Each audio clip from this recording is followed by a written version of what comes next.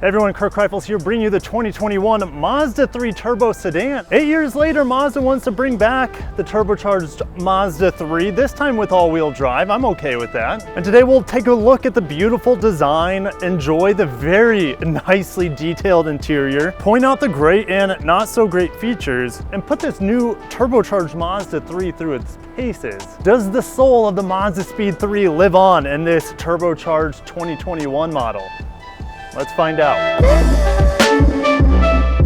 Mazda continues to put out really good looking designs. This Mazda 3 sedan is no exception. We have a glossy grille insert with a large amount of chrome, which I'm not the biggest fan of chrome on modern cars. But since we get the black wheels, it would have been nice to have at least a darkened chrome around the grille. The star of the show of this Mazda 3 up front though has got to be the headlight design. This is a Premium Plus, for example. Definitely has the signature LED headlights that are kind of tucked underneath the elongated hood here. It looks really sharp. Now the turbo models get these 18-inch glossy black wheels with the Bridgestone lenses. I tested these tires on the Acura MDX a couple weeks ago. They are still phenomenal here on this Mazda 3. They get through the snow really well. And whether you like the sedan or the hatchback Mazda 3 better is totally up to you. They both look great in my opinion. But unfortunately on the turbo models, like I had the issue with all the chrome in the front, I'm just not a big fan of the chrome window trim, especially when the bottom, they figured to keep that black, but they kept the shininess up top. Also the black mirrors look great, and then you have a little side skirt there to give it just a tad of sportiness. The back of the Mazda 3 is just as good looking as the rest of the car. The dual exhaust, very large and in charge, subtle turbo badging as well as the all-wheel drive. Not flashy, a little bit classy. Now this Premium Plus Turbo comes with this spoiler. You can't get it on the Turbo Premium Non-Plus, if that makes sense. And then the taillights, these are one of the favorite things about this car to me. They're gorgeous. It looks like they're taken straight out of the Vision concept. I think that was back in 2017. I can look at them all day. Now in the trunk, it's not gaping by any means. We have 13.2 cubic feet of space. I do appreciate that there's a real spare tire underneath here. And a car this small, it's also a huge addition to have a little levers here that fold down the rear seats, 60-40 split. Oh, and don't forget the handle on the trunk lid. Worth its weight in gold. Now here's the star of the show, the 2.5 liter turbocharged Skyactiv inline 4-cylinder. If you put the good dyno juice in there, 93 octane, that'll give you 250 horsepower and 320 pound-feet of torque. That is a huge increase over the non-turbocharged 2.5S model, which has about 186 horsepower and pound-feet of torque. Transmission, you have one choice. 6-speed automatic, unfortunately, no manual transmission. Most of us really would have appreciated that. And this turbocharged model only adds about 100 pounds over the non-turbocharged all-wheel drive model. So you're looking at 3,379 pounds. It's only about 100 pounds more than the non-turbocharged model. So no one's ever gonna notice that, but you will notice the torque and the horsepower in comparison. Here on the inside, the 21 Mazda 3 Turbo Sedan all-wheel drive. This interior is really nice. I love the gray and black accents.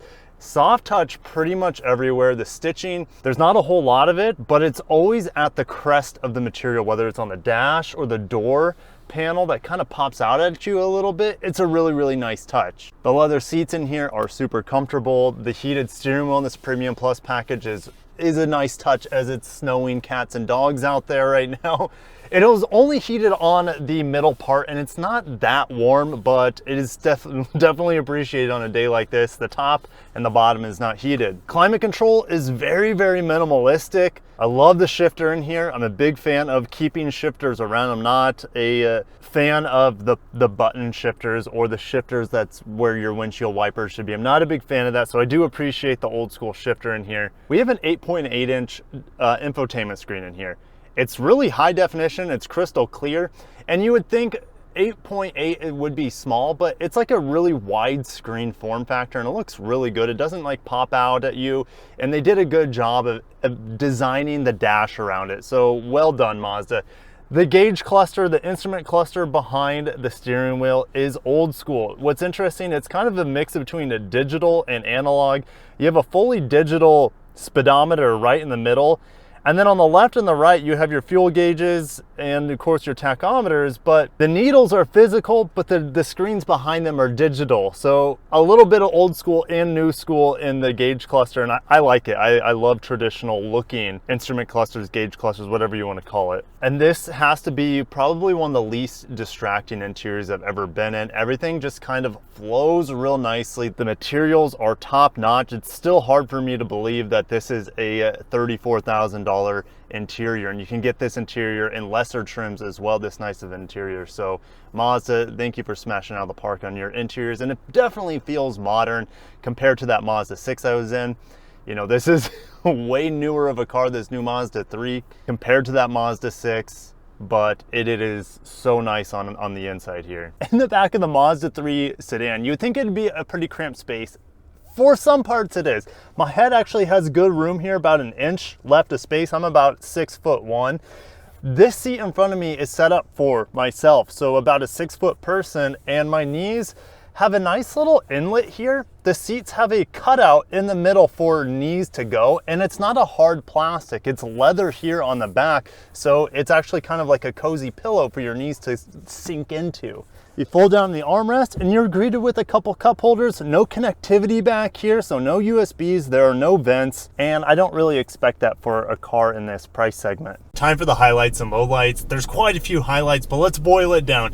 You have a soft glove box opening mechanism. I don't know how else to say it. You open the glove box and it slowly lowers down. You typically don't see that sort of attention to detail in this sort of price class. So Mazda, you're doing the right things and incrementally getting you closer to a premium brand. Now the turbo models are the only ways you can get this bezel-less rear view mirror. Not only is it massive, but it just looks cool. Since it has no bezel, it just looks like a hanging piece of glass. It looks excellent. Now, adjustable headrests are not anything new, but you get it on every single spec of this Mazda 3, whether it's the 2.0 base or this 2.5 turbo all-wheel drive Premium Plus model. Even the headrests in the rear are fully adjustable up and down, and it's a small feature that I really appreciate. And I mentioned the attention to detail with the soft opening glove box. Well, when you look at this glossy black plastic, at first glance, it just looks like a glossy piece of black plastic like pretty much every auto manufacturer is using nowadays. It actually has some depth to it. There's like almost like a carbon fiber pattern underneath the surface of it, and you can only see it when the sunlight's directly hitting it. So like I said, attention to detail, Mazda's getting there. Okay, time for the lowlights. Some of these are kind of funny. So this car, being the top spec, it has so many features in it: heads-up display, heated steering wheel, etc. But it doesn't have a power adjustable passenger seat up here in the front. It's the old slidey bar that you pull the lever and then it slides forward.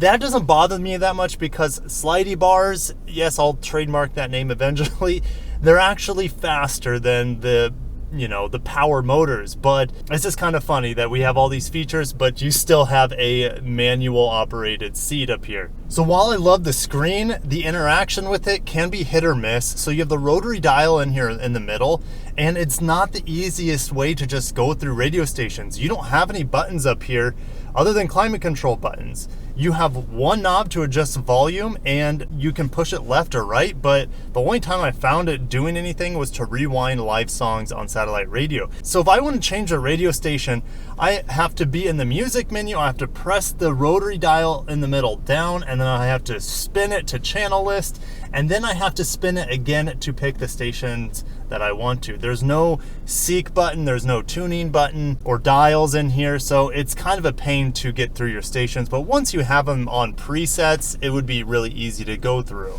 And the last low light that I noticed this morning is that there's no heated side mirrors. So my mirrors, I've been in this car for about 40 minutes now, it's just starting to thaw out. So we have heated steering wheel, we have heated seats, but the heated side mirrors, can't get them in this Mazda 3 sedan. Backing out of the driveway in the Mazda 3 sedan turbo, 360 camera on this Premium Plus model. I appreciate that, and you guys will see here in a little bit that the rear cross traffic alert works pretty well. Bling bling, bling life in this car. So you probably see a lot of snow around me. yeah, we got a lot of snow yesterday, like 6 to 8 inches. Luckily, it's all melting already, so I'm happy about that. But this car does actually really, really well. You can tell it's a little bit lighter. You know, it's about 3,300 pounds. It's a little bit lighter of a vehicle, but the 4-wheel drive, all-wheel drive, or I-Active all-wheel drive does really, really well. And I had no issues tracking in the snow, going straight. It did really, really well for a small car in the snow. Inside the car, it's actually pretty quiet here in low speed environments. The ride quality is good, but you're gonna feel everything in the road for the most part. The streets here in Omaha are bad. I mean, at best, the streets here are bad. So when you're going through the winter streets, especially with the bumps, the potholes, the grossness of our streets, it's not a very enjoyable experience all the time. Now, where this car excels is handling. You have a McPherson strut up in the front, and you have a torsion beam in the back. You don't have like a multi-link setup, so it's not quite as sophisticated as the old, you know, Mazdaspeeds. But really, for the more budget-oriented handling that this car has, it does really, really well. I feel like I have lots of confidence in the turns, and I wasn't necessarily expecting that. So Mazda, even though you've gone kind of the cheap route with the torsion beam in the back, you've made this car feel sporty, and it handles really well. Now we're gonna come to a stop here. We're gonna try the brakes out and go. Doesn't give you a whole lot of feedback, but it does stop the car fairly easily. We're gonna hit the brakes on this roundabout, see what that's like, and hit. Yeah, they're okay, they're good. The car stops really well. It actually surprised me in the snow yesterday how well it stopped. The overall handling and the amount of torque, I would say, is the highlight in the all-wheel drive. So there's a lot of highlights. The brakes and the ride quality might not be the two highest things when it comes to this car, but the torque this car has, the all-wheel drive, the overall zip. So we put it in sport mode. We're gonna test how this thing goes here. You know, I don't really have dry conditions as the snow is melting quite fiercely today. It's over freezing for the first time in about a quarter century. All right, here we go. And get into it.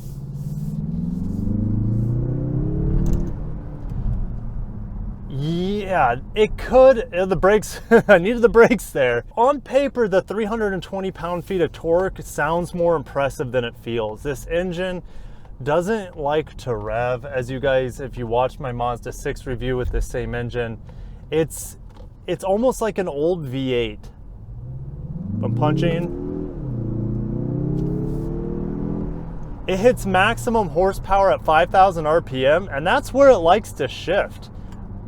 I don't even know if you can redline past that or rev past that, I should say. So I'm using paddle shifters. No one's behind me, so I'm gonna slow down a bit. And I'm going to downshift. I'm in first gear. I'm gonna go. Yeah, so it actually let me hit the rev limiter. I was not expecting that. So when you use a paddle shifters, it got me to 6,000 RPM. But if I'm just letting it do its own thing here, if I'm just in sport mode and drive and I put the hammer down, it wants to shift at 5,000 RPM or just slightly after. So it actually rewards you for using the paddle shifters, which I wasn't expecting. Usually the car pretty much performs the same if you use the paddle shifters as you would when it's in normal drive mode, but it actually lets you rev an extra 1,000 RPM when you use the paddle shifters. That's a nice little, I guess, almost like an Easter egg for me. I really was not expecting that additional RPM when you get to use the paddle shifters. Engine braking is not that strong, which I'm sure you guys, most of you don't care about, but yeah, engine braking is not gonna slow you down in a hurry by any means. When you want to give it some beans, it's not the most responsive. I'm still in drive, so the transmission's okay. I wish they would have given us a 6-speed manual, because when I push the throttle down, there's a little bit of a hesitation, and when you're in a more sporty car like this, with the turbo model, you want it to be a little bit more crisp, a little bit more decisive. But for a car in this price point, I think it's more than adequate, this 6-speed automatic transmission. All right, on ramp here, we're going to hammer down on the gas. 3, 2, 1, go. A little bit of hesitation.